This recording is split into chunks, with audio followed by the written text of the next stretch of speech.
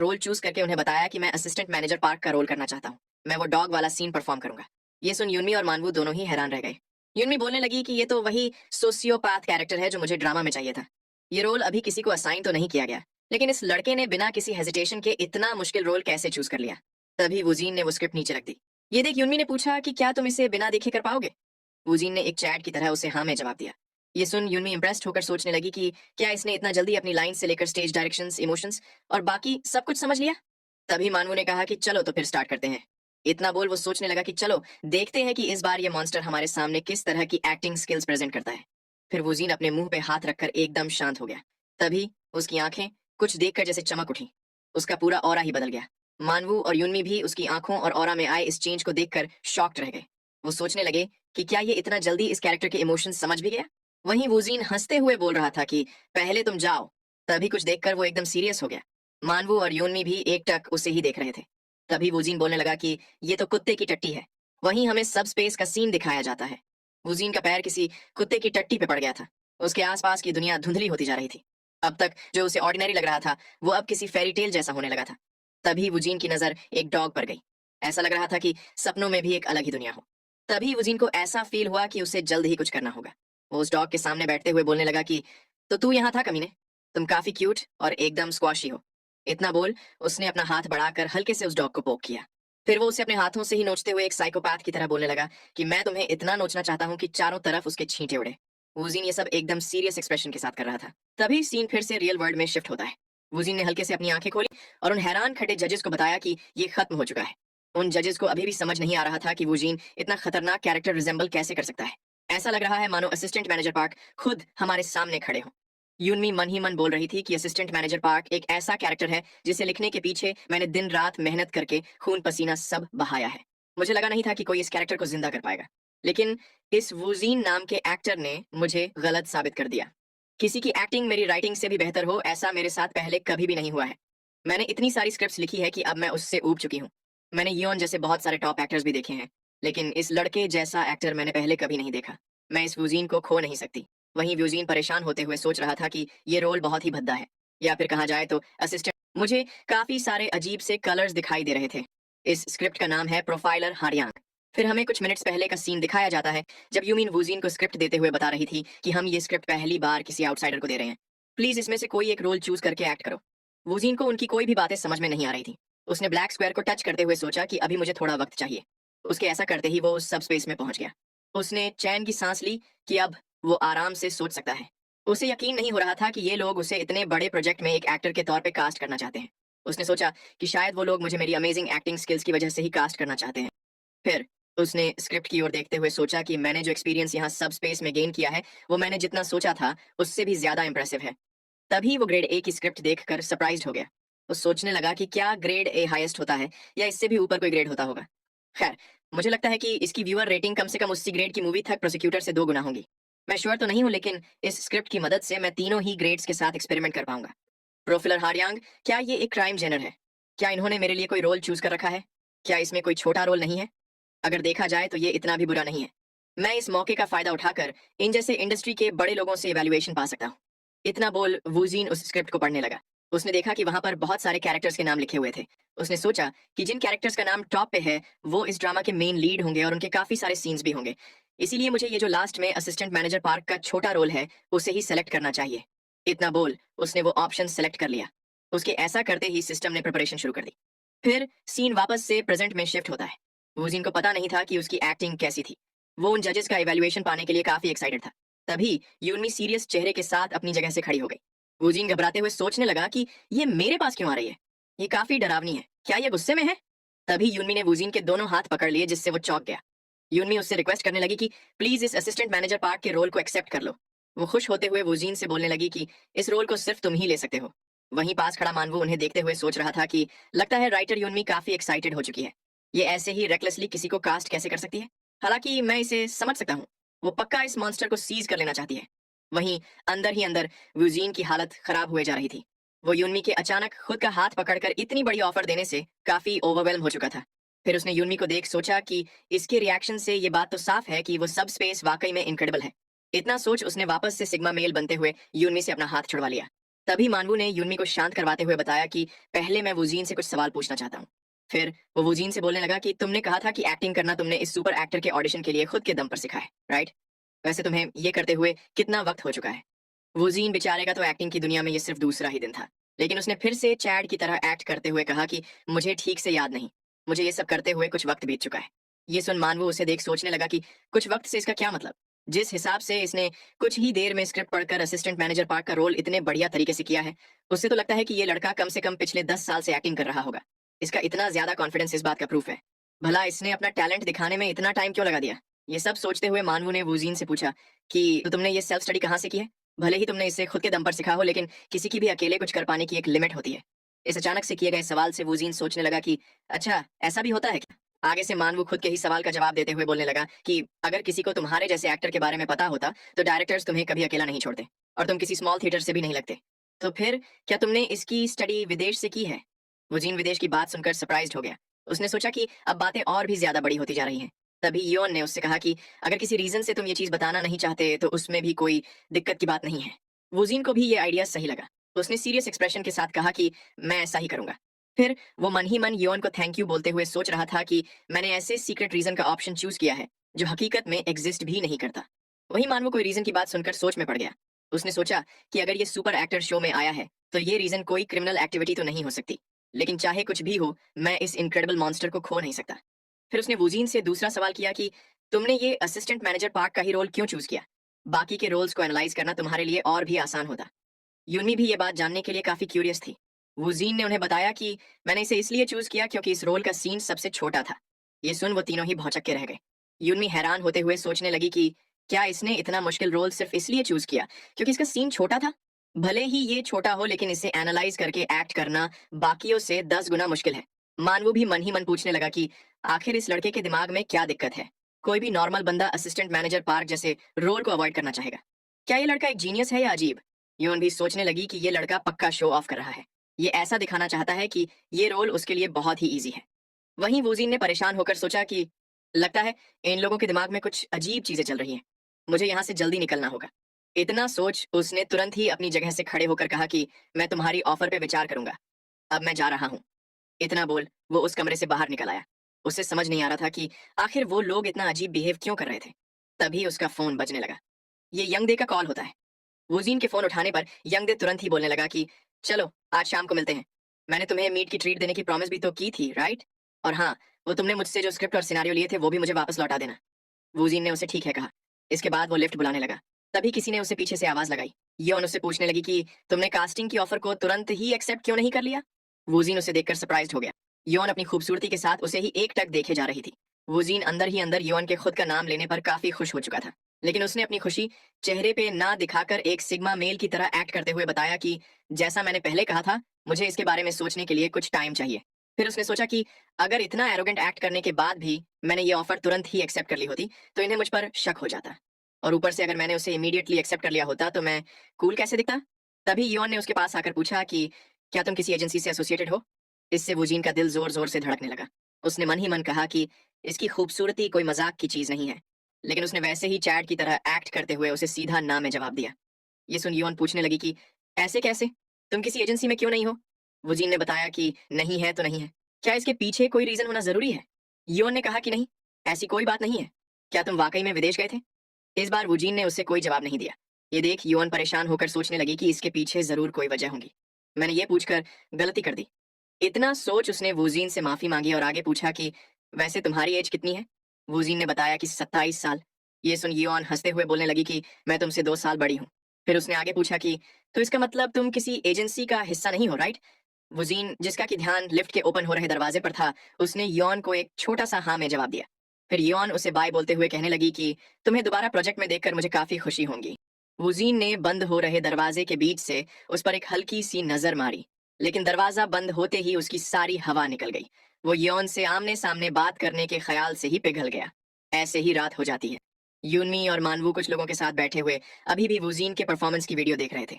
मानवू के पास बैठा बंदा बोलने लगा कि मैंने सोचा नहीं था कि ये लड़का इतना ज्यादा अच्छा होगा। ये सुन मानवू ने कहा कि ऐसा लगता है मानो वो एक्टिंग से बहुत ही ज्यादा ऊपर हो, राइट? और क्या तुमने ये चीज नोटिस करी कि वो कैसे सीन खत्म करने के बाद वापस से नॉर्मल हो जाता है? वो रोल्स के बीच बड़ी आसानी से स्विच कर लेता है। यहाँ तक कि कुछ बहुत ही ज्यादा टैलेंटेड एक्टर्स के पास भी ऐसी टेक्निक नहीं होती। और इस लड़के ने ये सब सेल्फ स्टडी से अचीव कर लिया। मैं नहीं जानता कि इसे अमेजिंग कहा जाए या क्रेजी। वहीं यूनमी भी अपने पहले किए गए बिहेवियर से थोड़ा एम्बेरस फील कर रही थी। वो बोलने लगी कि अब मैंने इस लड़के की इतनी ग्रेट एक्टिंग देख ली है, अगर उसने इस असिस्टेंट मैनेजर पार्क का रोल एक्सेप्ट नहीं किया तो क्या होगा? वुजीन के अलावा और कौन इस स्टैंडर्ड को सेटिस्फाई कर पाएगा? मानवू ने भी उसकी बात से अग्री किया। तभी वो दूसरा बंदा बोलने लगा कि वुजीन की एक्टिंग तो अमेजिंग है, लेकिन वो मुझे थोड़ा अजीब लगा। मानवू को उसकी बात समझ नहीं आई। उस बंदे ने आगे कहा कि आपकी और राइटर यूनमी की इस इंडस्ट्री में काफी बड़ी रेपुटेशन है। ऐसे बहुत सारे स्टार्स हैं जो कास्टिंग के लिए मीटिंग का इंतजार कर रहे हैं। मुझे पूरा यकीन है कि अगर आपने असिस्टेंट मैनेजर पार्क का रोल ऑफर किया तो वो लोग दौड़े चले आएंगे। कोई भी नॉर्मल बंदा इस ऑफर को तुरंत ही एक्सेप्ट कर लेता है। क्या ऐसे में आपका उस एरोगेंट लड़के को लेना जरूरी है? मानवू गहरी सांस छोड़कर बोलने लगा कि वो लड़का पहले से ही ऐसा है। आजकल के इन जेनजी बच्चों का एटीट्यूड अलग ही लेवल पर है। वो बंदा बोलने लगा कि लेकिन फिर भी असिस्टेंट मैनेजर पार्क का रोल कोई छोटा रोल नहीं है। ये एक सपोर्टिंग रोल है। आखिर इसमें इतना सोचने की क्या ही जरूरत है? मानवू ने भी कुछ सोचते हुए पूछा कि क्या इसके पीछे उसका कोई छिपा हुआ रीजन होगा? अरे हाँ, शायद वो अपनी वैल्यू बढ़ाने की कोशिश कर रहा है। शायद वो हमें खुद की वैल्यू समझने का वक्त दे रहा है। ये सुन वो बंदा पूछने लगा कि क्या आप एक्टर की फीस की बात कर रहे हैं? लेकिन हम उसके जैसे बेनाम बंदे को कितनी ही फीस देंगे? आई होप कि ये बात सच ना हो।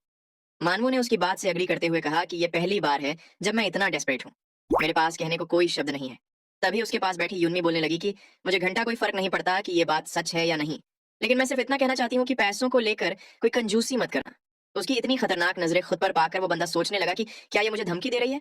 मानवू ने भी उस बंदे को जनरल मैनेजरली बुलाते हुए कहा कि भले ही ये बात सच हो या नहीं, लेकिन क्या उसकी वैल्यू के हिसाब से पैसे देना ही सही नहीं होगा? मैनेजरली झिझकते हुए बोलने लगा कि हमें प्रोडक्शन के बारे में भी सोचना होगा। अगर हम आपकी बात मान लें तो इससे पूरी इंडस्ट्री में अफवाहें फैल सकती है।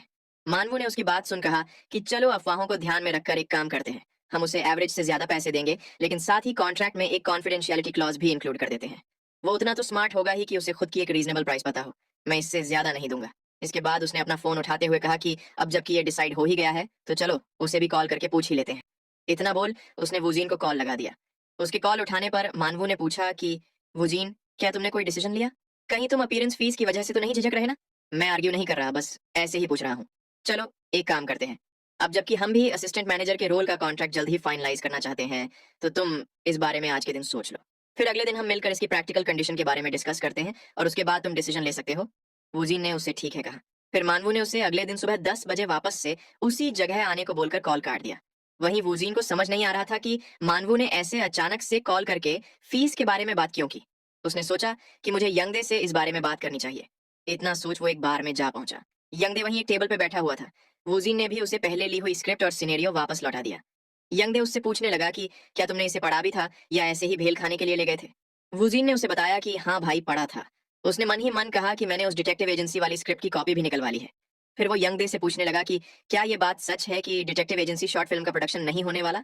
यंगदे ने उसे हाँ में जवाब देते हुए बताया कि मेरे एक पहचान के बंदे ने बताया था कि कोई इन्वेस्टर अचानक से उसे प्रोड्यूस करने के लिए तैयार हो गया है। लगता है कि उसके ऑडिशंस भी होंगे। ये सुन वुजीन ने पूछा कि तो क्या इसका मतलब वो थिएटर में भी रिलीज होंगी?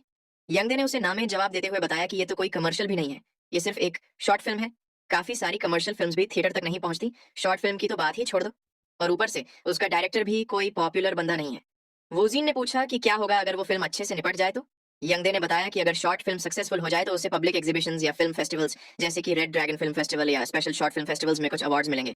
वोजीन ने आगे पूछा कि तो इसका मतलब कि तुम नहीं जानते कि डिटेक्टिव एजेंसी के पीछे कौन सी प्रोडक्शन या मूवी कंपनी है? यंगदे पूछने लगा कि लेकिन तुम अचानक से इस फील्ड में इतने इंटरेस्टेड कैसे हो गए? मैं तुम्हें बाद में फिल्म स्पेशलिस्ट कम्युनिटी की लिंक भेज दूंगा, तुम वहां पर डिटेक्टिव एजेंसी के बारे में पता लगा सकते हो। ये सुन वोजीन ने उसे थैंक यू कहा। फिर उसने आगे यंगदे से पूछा कि अगर तुम कोई बेनाम एक्टर हो और कोई बड़ा पीढ़ी या एक अमेजिंग राइटर तुम्हें कास्ट करे तो तुम क्या करोगे?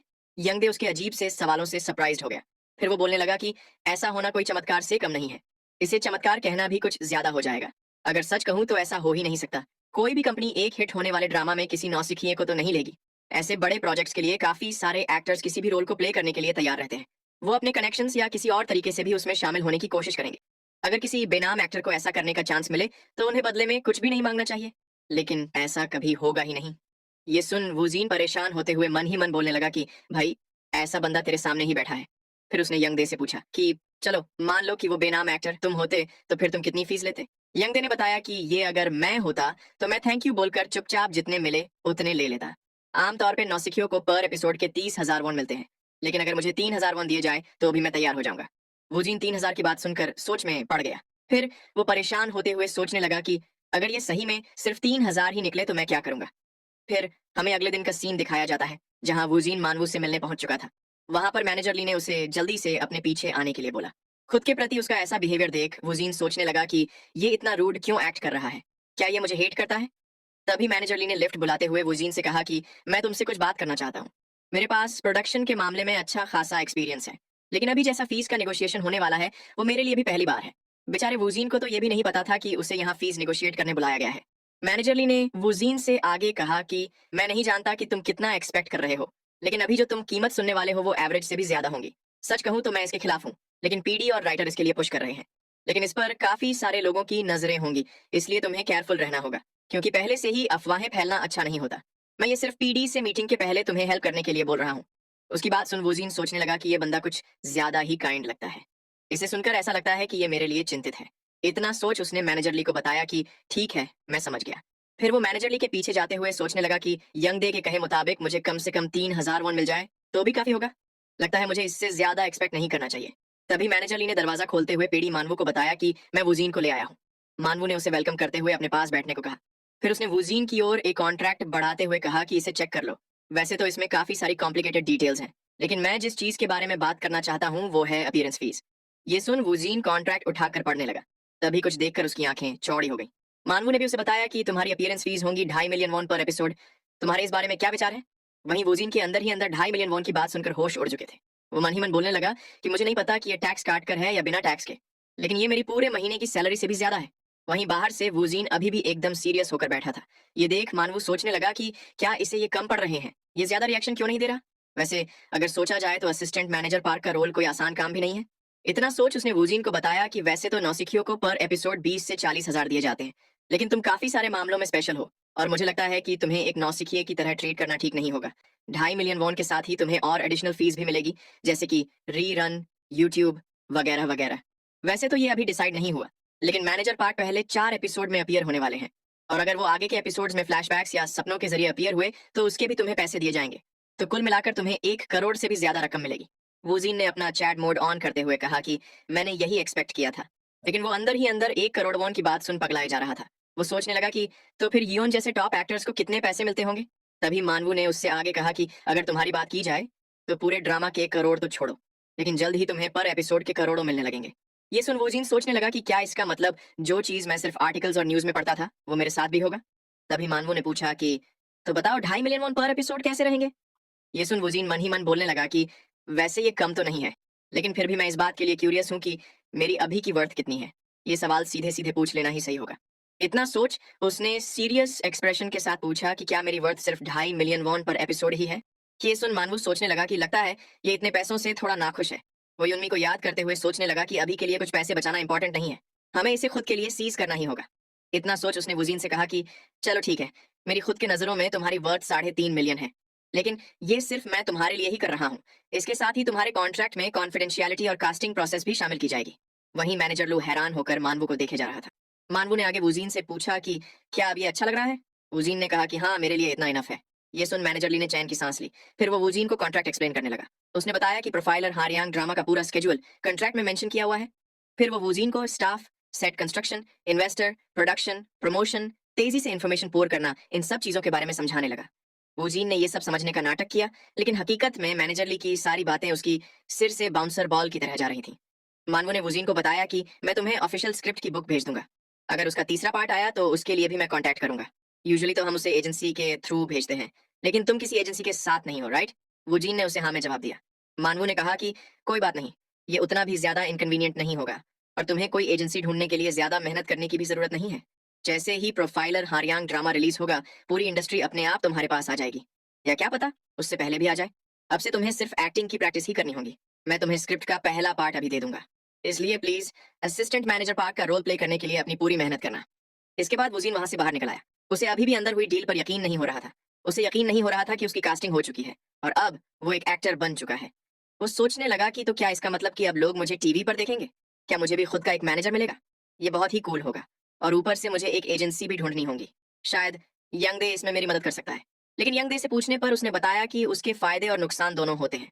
बड़ी एंटरटेनमेंट कंपनी काफी स्ट्रांग सहारा देती है, लेकिन साथ ही वो बहुत ही स्ट्रिक्ट भी होती है। वहीं छोटी एजेंसी में भले ही सहारा कम मिलता हो, लेकिन उसमें फ्रीडम ज्यादा रहती है। यूजीन सोचने लगा कि मुझे एजेंसी चूज करने का मौका कब मिलेगा। उसने याद किया कि कैसे उसके ये सब सवाल पूछने पर यंग दे सस्पिशियस हो गया था। तभी उसका फोन बजने लगा। उस पर अपनी माँ का नाम देख वुजीन ने सोचा कि मुझे ये बात अपने पेरेंट्स को भी बतानी होगी। हालांकि उनकी बेटी को कुछ भी बताने की जरूरत नहीं है। इतना सोच उसने कॉल पिक कर लिया। सामने से उसकी माँ पूछने लगी कि क्या तुमने जॉब बदल दी है?